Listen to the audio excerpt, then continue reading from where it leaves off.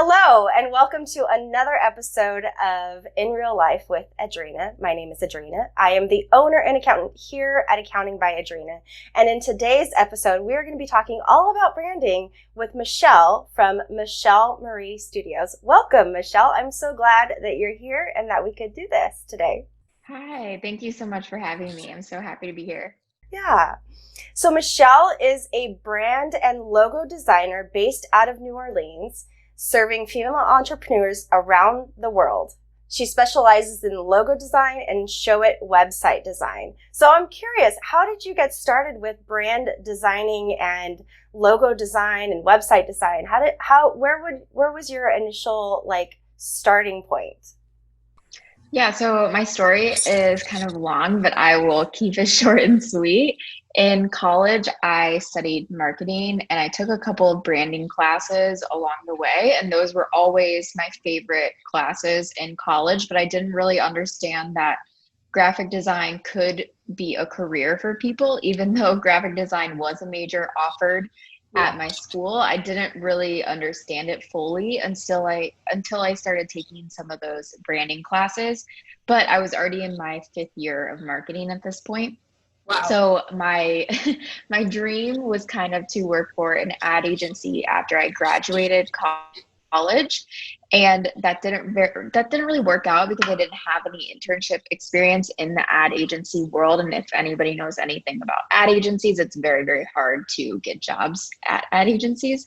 So I decided to just stick with marketing, and I worked for a law firm for a while. And when I was working there, my boss had me design event invitations, YouTube graphics, marketing graphics, just anything graphic related. And then I also worked on the website design team there. So that kind of sparked my interest again Right. in design, and realizing that, even though I don't have a graphic design degree, I can still sort of like dip into this design world.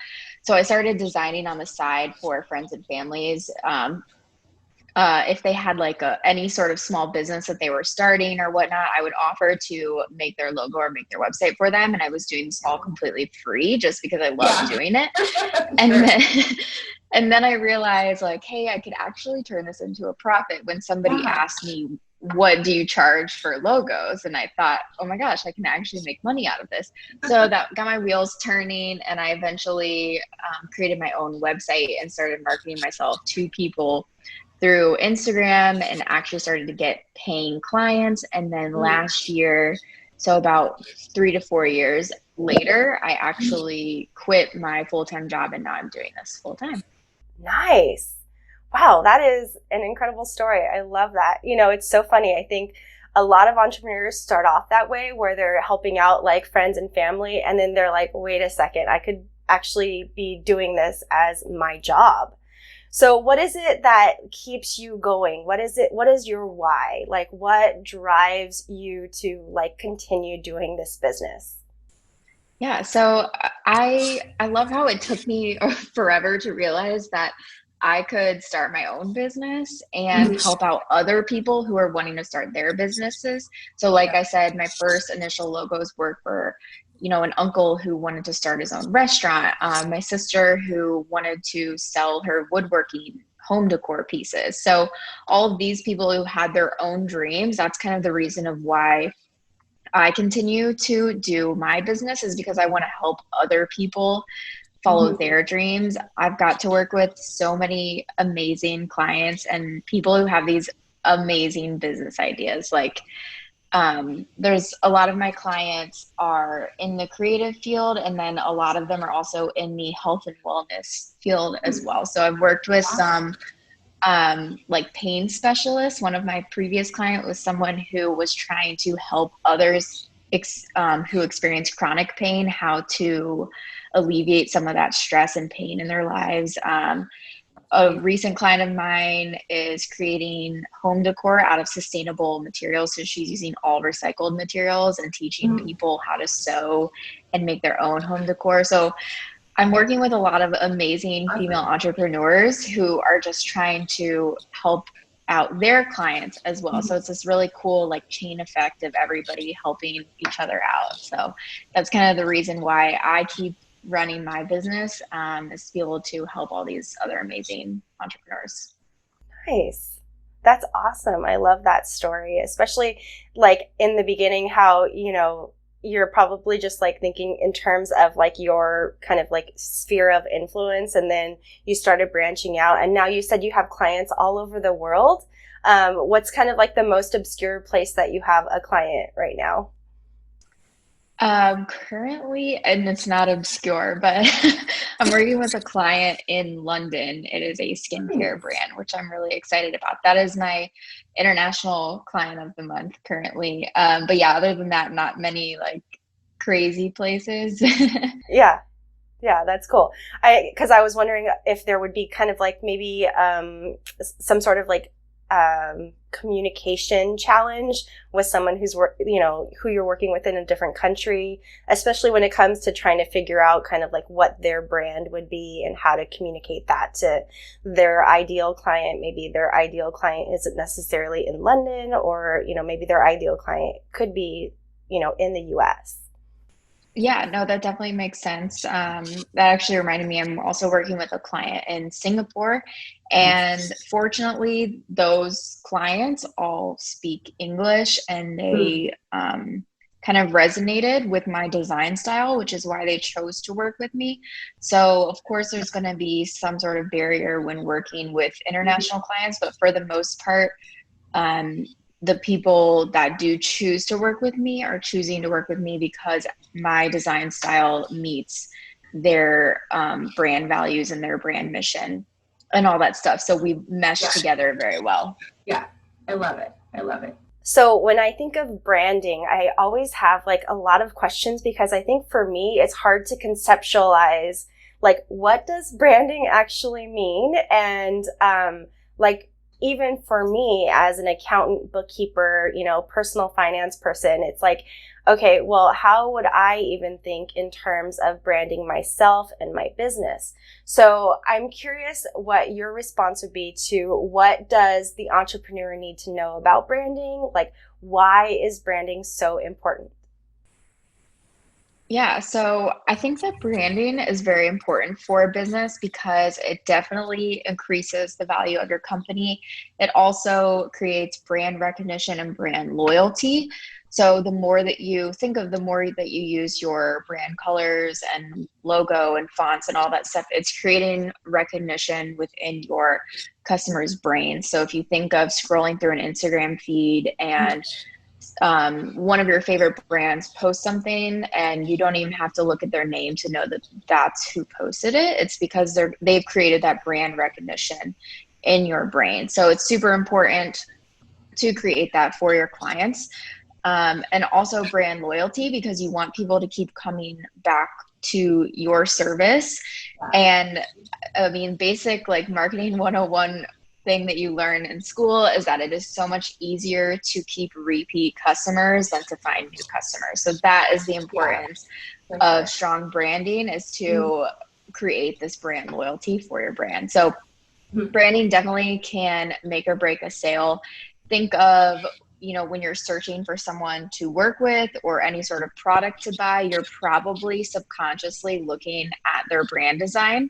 I know that I do this a lot when I am shopping for products in the store. I tend to buy things based on the label or based on if somebody gave me a recommendation for that product, Yeah. which also correlates to the brand loyalty and brand recognition. So, and besides design, creating a brand for yourself is super important to your business because it helps develop a brand story for you and your customers. Mhm. So I like to do this by diving deeper into my why and always working on my target audience, because my target audience is constantly changing as my business is developing further. So Mhm. I like to share my brand story often, and this always resonates with my audience and it pulls more people in that want to buy with me. So creating a good brand story, and that's really just developing why you got started, kind of like the story that I just told about how I love helping other female entrepreneurs. That's my brand story, and people resonate with that, and that's why they want to purchase from me. So coming up with your story, why you got started, is also very important to developing your brand.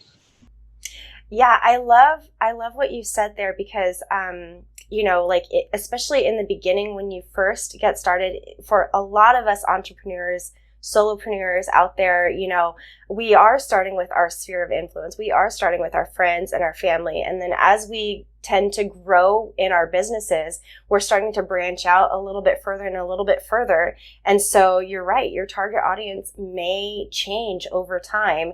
And so you need to keep kind of coming back to that why you're in business, what drives you. And like you're saying, the brand story, I think that's really relevant. And I think that's really powerful for a lot of entrepreneurs to continue to tell their story, because their target audience may change over time.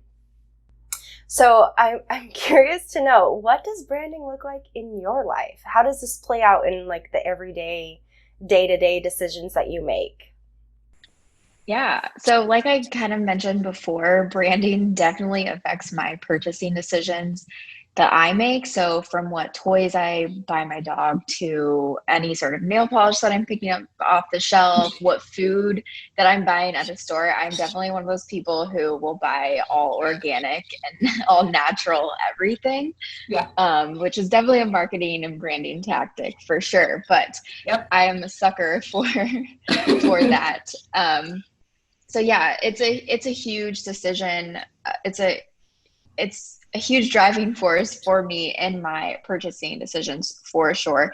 And especially because I am a creative, I definitely take note of what other companies are designing on their labels. I, especially for new products that I don't have any recommendations from somebody, I will definitely look at the labels. And a good example of this is with wine labels. I do this all the time. I will pick up a bottle of wine because I think that the label is really cute.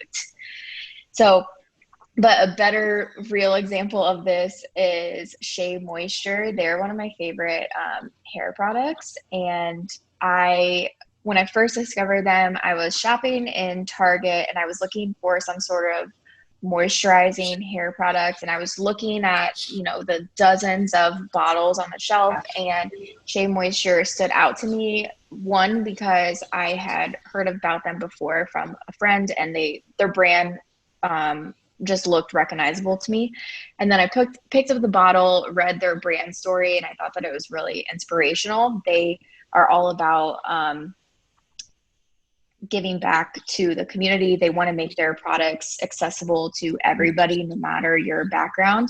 And then they're also all about not using sulfates or parabens or any of those harmful chemicals as well. So that was a purchase that I definitely made based on their branding. So they had, one, a brand story, and then two, their label with their awesome features listed on it. So that's kind of like the best example that I like to give about branding in real life, and how I hope that example can show how important it is to invest in good branding, because it can definitely make or break a sale.